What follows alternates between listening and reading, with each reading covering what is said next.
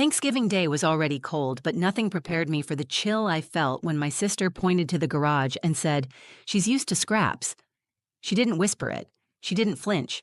She just handed me a paper plate, turned her back, and walked inside to her perfect dining room where the rest of the family was already seated under golden lights and polished chandeliers. I stood there for a second, holding that flimsy plate, my kids behind me, Micah and Layla, 12 and 9.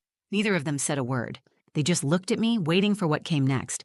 And I couldn't cry. Not in front of them. Not after everything we've already been through. So I smiled.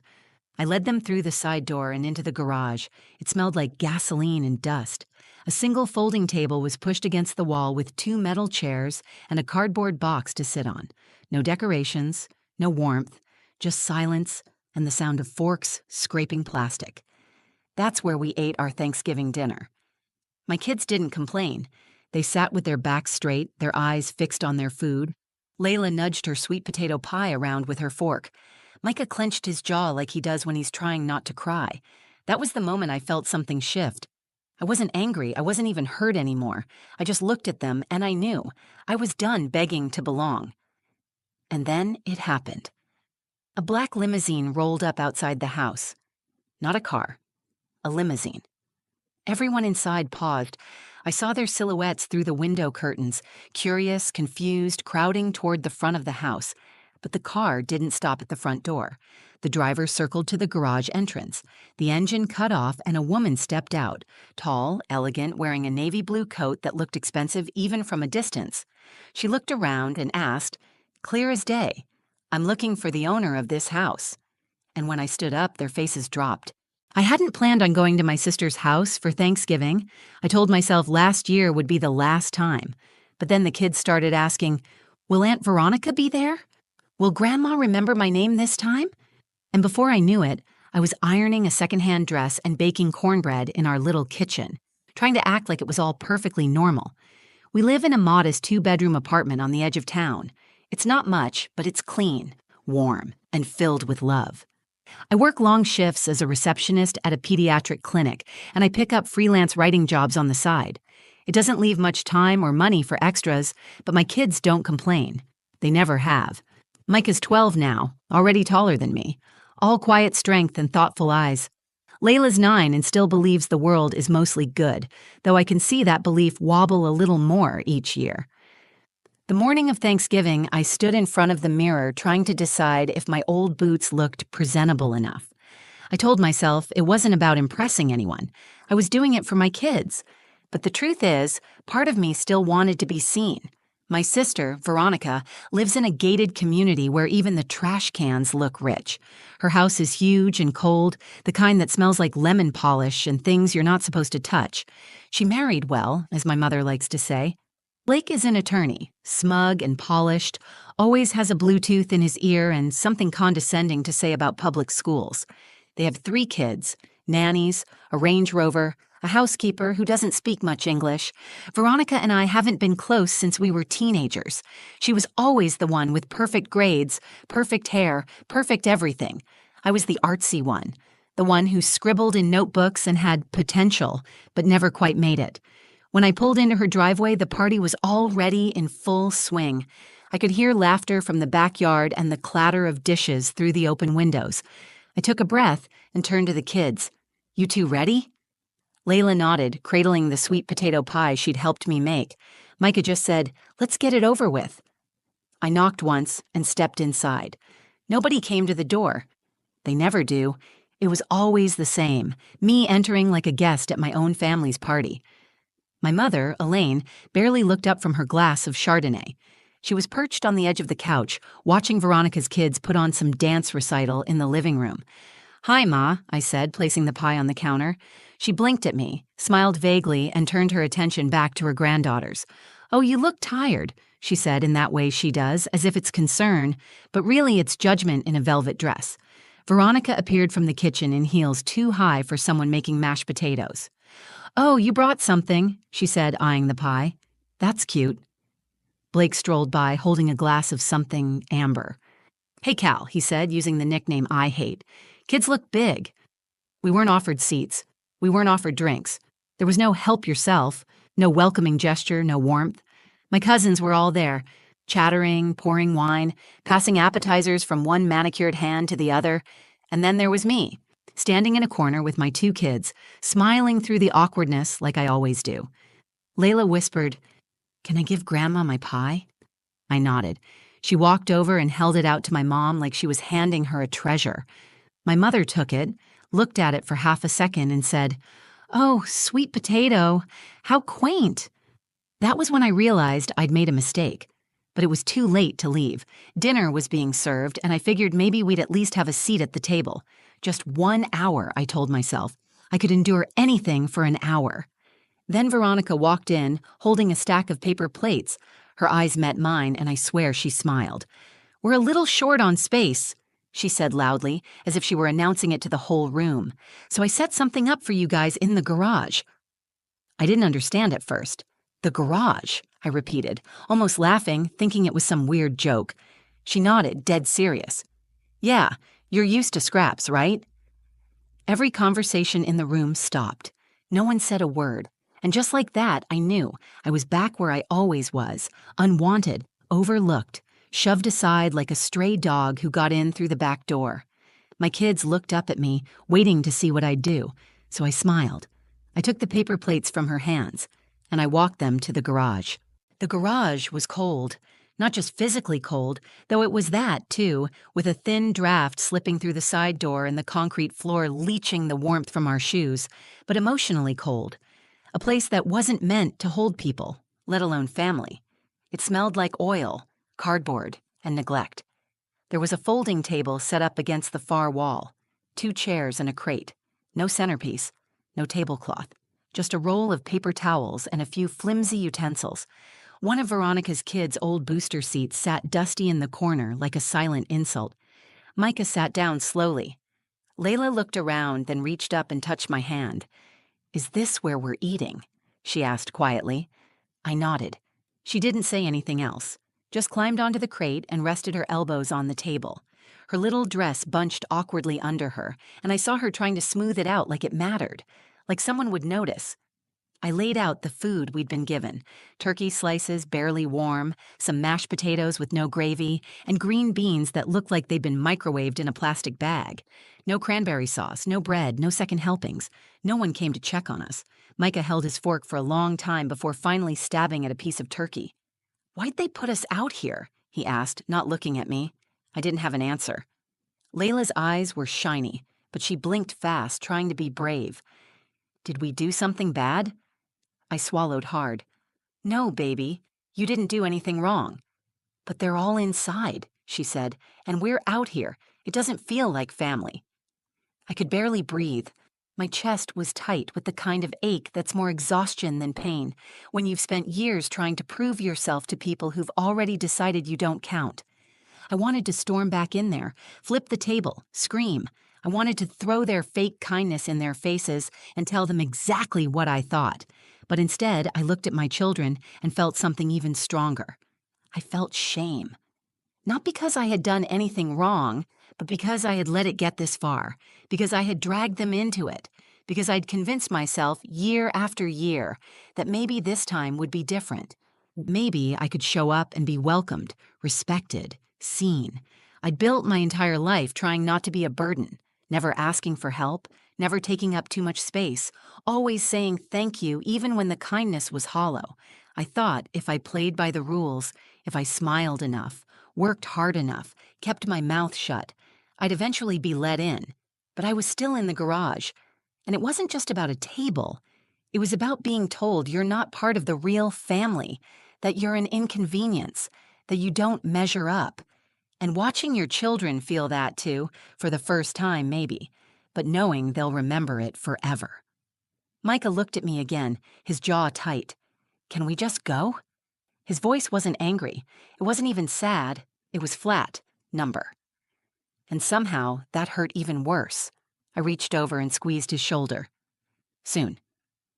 We sat there in silence, eating slowly, the sounds of laughter and clinking glasses drifting in through the walls like a cruel echo. Every so often we'd hear someone open the fridge on the other side of the wall or the hum of the dishwasher, but no one came out. No one checked on us. I heard Veronica's laugh, sharp and bright, like it was coming from a stage, and my mother's soft reply, something about the wine being just perfect this year. No mention of us, not even a fake one. Layla finally spoke. I miss our house, even if it's little. Micah added, it's not little, it's just enough.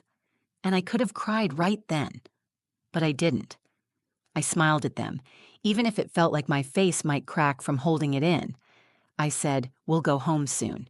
And when we do, we're going to make hot chocolate, and we'll play Monopoly, and we'll be thankful for what we have, not what they think we should want. They both nodded. That's when I realized something I should have seen years ago. This wasn't my family anymore. Blood makes you relatives. Behavior makes you family. And my family was sitting right in front of me. Still, as I started cleaning up our plates and preparing to leave, I couldn't help but glance back at the house one last time. That's when the headlights swept across the driveway. A long, sleek black car pulled up slowly, quietly. A limousine, not a visitor's SUV or one of Blake's work clients. A limo, with tinted windows and a driver in a cap. Micah squinted through the garage door's dirty window. Is that? The engine shut off. We waited. And then the back door opened, a woman stepped out, and everything changed. The limousine door didn't swing open right away. It eased out, slow and deliberate, like whoever was inside wasn't in a rush, like they already knew they had everyone's attention, even from the garage. I stood completely still, my hands clutching the sides of the paper plate I hadn't thrown away yet. The kids had frozen too. Even they knew this wasn't normal. You don't get random limousines showing up in quiet suburban neighborhoods on Thanksgiving Day. Micah leaned closer to the window. Mom, you see that? I nodded. The house was suddenly quiet, eerily quiet. Through the tiny glass square in the garage door, I could just make out silhouettes behind the living room window. Heads turning, curtains shifting. I imagined every conversation inside grinding to a halt.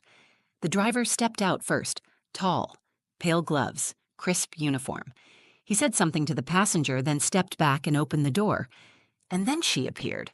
A woman, maybe late 60s, early 70s. Gracefully aged, tall and elegant, wearing a long navy blue wool coat that practically whispered money. Not flashy, not gaudy, just real.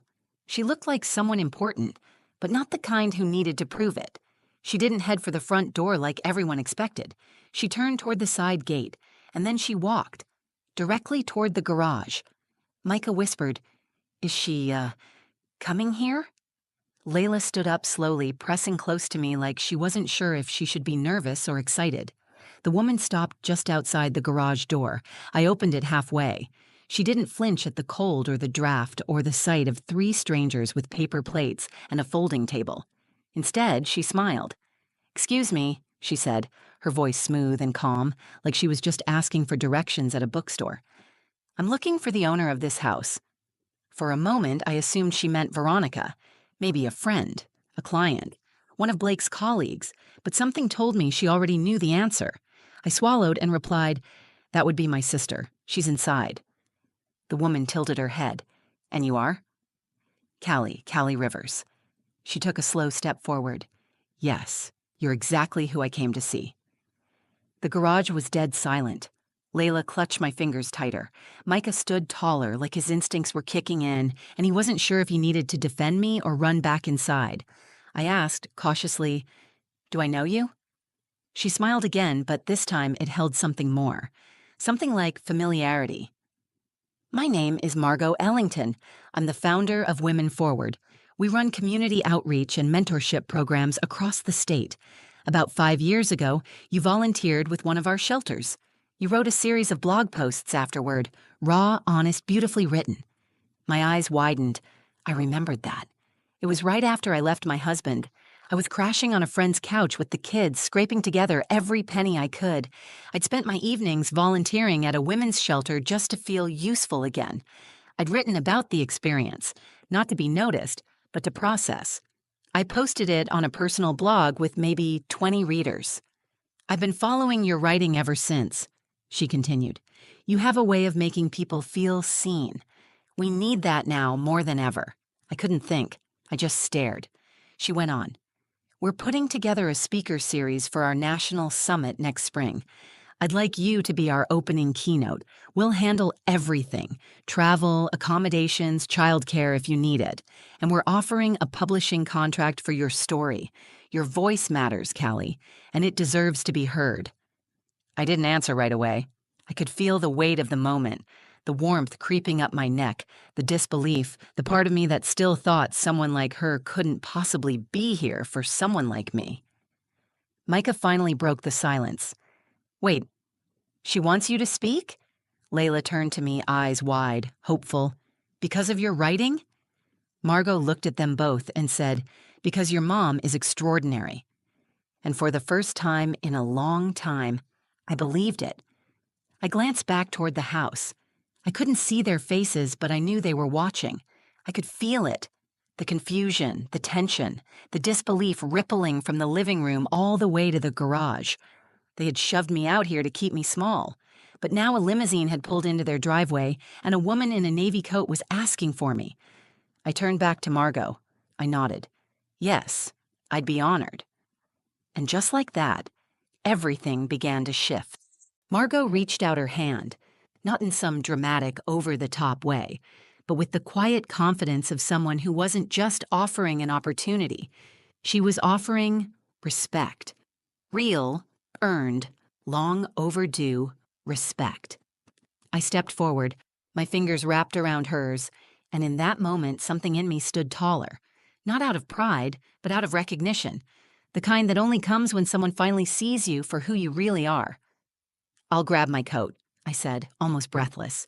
"You won't need it," she smiled. "We'll take good care of you." Micah grabbed our leftovers and held them like precious cargo. Layla slipped her hand into mine again, her eyes glowing like she was watching a movie and realizing her mom was the main character. We followed Margot out to the limo, the cold November air brushing across our faces like a new beginning. As we stepped into the car, I glanced back toward the house. That's when I saw them. The curtains in the dining room were still parted just enough to reveal the entire scene. Veronica stood with a wine glass frozen in her hand, mouth slightly open like she couldn't quite process what she was seeing. Blake hovered behind her, his arm limp at his side. My mother sat at the end of the table, eyes narrowed, trying to make sense of it all. They looked confused, not angry, not embarrassed, just stunned. As if the universe had flipped the script and handed the spotlight to the person they'd pushed into the shadows. The car door closed with a quiet thud, sealing us into a world that, for once, felt like mine. The seats were soft, warm. The lights inside were dim and calming. Margot spoke to the driver through a small window, then turned her attention back to me. "We have dinner reservations downtown. I thought we'd discuss the summit, the contract, and what kind of support you'll need for the next few months." I nodded, still slightly in disbelief. Wow. Yes. That sounds perfect. Layla whispered, "Is this what it's like to be famous?" I laughed, not out of arrogance, but with joy that spilled out before I could stop it. "No, baby," I said. "This is what it's like to be respected." Micah sat across from us, watching everything. He didn't say much, but he didn't have to. The way his shoulders relaxed, the way he finally looked proud instead of protective. That was enough. As the limo pulled out of the driveway, I caught one final glance in the side mirror. The house looked smaller now, not physically, but symbolically. It didn't feel like something I needed anymore. I wasn't hoping for a seat at that table. I wasn't fighting to be part of that world. I was building my own table now, one where my kids would never have to wonder if they were welcome. Dinner that night was like something out of a dream. Linen tablecloths, real silverware, warm bread in a basket, and servers who called me ma'am like I mattered. But the real magic wasn't in the food or the service. It was in the conversation. Margot wanted to know my story, all of it. She listened, not to respond, not to correct, but to understand. She took notes when I mentioned the challenges of being a single mom, the way people make you feel like a failure just for surviving. She nodded when I talked about staying up until 2 a.m., writing blog posts after putting the kids to bed. She smiled when I described how Layla helped me color code job applications and how Micah once Googled how to pay rent with no money because he heard me crying in the kitchen. "We need your voice," she said again. "People think inspiration has to come from big, glamorous lives. But it's the quiet fighters who show the most courage, the ones who keep showing up even when no one's watching. When the check came, she waved it away. You've already paid enough. Let us take it from here. The ride home was quiet, not because we had nothing to say, but because peace doesn't make a lot of noise. I tucked Layla into bed that night, and before I turned off her light, she said, "I'm glad they put us in the garage." I blinked. "You are?" She nodded. "Yeah, because if they didn't, the limo wouldn't have known where to find us." That stopped me. She was right. Sometimes you're pushed to the margins so you can find the path you were meant to walk, or so it can find you. I kissed her forehead. "You're smart." I get it from my mom. And just like that, I finally understood. They didn't break me that day. They revealed me. It's been almost a year since that Thanksgiving. And in a way, I'm still trying to catch up to the woman I became in that garage. Some things changed fast, like the emails and phone calls that started coming in after Margot's team announced me as the opening speaker for their summit. Like the publishing deal that landed in my inbox with the subject line, "Your voice matters." Like the way people suddenly started remembering my name, not as Veronica's sister or Elaine's daughter, but just Callie. But other changes were quieter, the kind that happen in the space between heartbeats, when you stop apologizing for who you are, when you stop shrinking to make others comfortable, when you finally believe that your story doesn't need permission to be told. The keynote speech was terrifying and beautiful all at once. I stood on a stage in front of hundreds of women, CEOs, teachers, single moms, students, and I told the truth about the garage, about my kids, about the years I spent trying to be small enough to fit into a family that was never going to open its arms. I watched strangers cry. I watched them nod. I watched women line up afterward just to say, "Thank you, that was me." And in that moment, I felt more at home than I ever had around my own family. The book came a few months later. We titled it More Than Scraps. I cried when I saw the cover. My name in bold, not buried in fine print or hidden behind someone else's. My name, my words, my worth. The money wasn't life-changing, but the validation was. Micah started writing too. He keeps a journal now, and last week he read me a poem he wrote called "Chairs Don't Make the Table." He doesn't say much about that Thanksgiving anymore, but I know it left a mark, and I think he's learning to turn it into something good. Layla's still Layla, curious and kind, always watching. She asked if we could host Thanksgiving this year, just us and a few friends. No folding chairs, she said, only couches and pillows and warm food. So we did. The living room was too small for everyone to sit at once, but no one cared. People ate on laps and floors, laughing and sharing seconds. There were candles, music, and love, real love, wrapped around everything like a soft blanket. No one asked why we weren't at Veronica's, and I didn't offer. My mom sent a short message that morning, just 2 lines. "Hope you're well. Miss you sometimes." I stared at it for a while before replying. "We're doing fine. Hope you are too." No anger, no bitterness, just peace. Because here's what I've learned since that day in the garage. You can waste years trying to earn the love of people who have no idea how to give it. Or you can give that love to yourself and watch how it changes everything. There's power in walking away. There's power in building your own table. And sometimes, when you least expect it, the world shows up with a limousine and reminds you, just because they didn't see your worth doesn't mean it wasn't there. It was. It always was. And maybe, just maybe, being sent to the garage wasn't the insult I thought it was. Maybe it was the spotlight I didn't know I needed. If this story meant something to you, if you've ever been made to feel small, invisible, or not good enough, I want you to know you're not alone. And you never were. We all deserve a seat at the table. But if they won't make space for you, build your own. And trust me, the right people will show up. If this video resonated with you, please give it a like. It helps more than you know. Share it with someone who needs to hear it today. And if you're new here, or if you felt something real in this story, subscribe to the channel. We tell stories that matter, and yours might be next. Drop a comment below. Have you ever had a garage moment, or a time when everything changed unexpectedly? I read everyone, and I'd love to hear from you. Thanks for watching, and for being part of something bigger. I'll see you in the next story.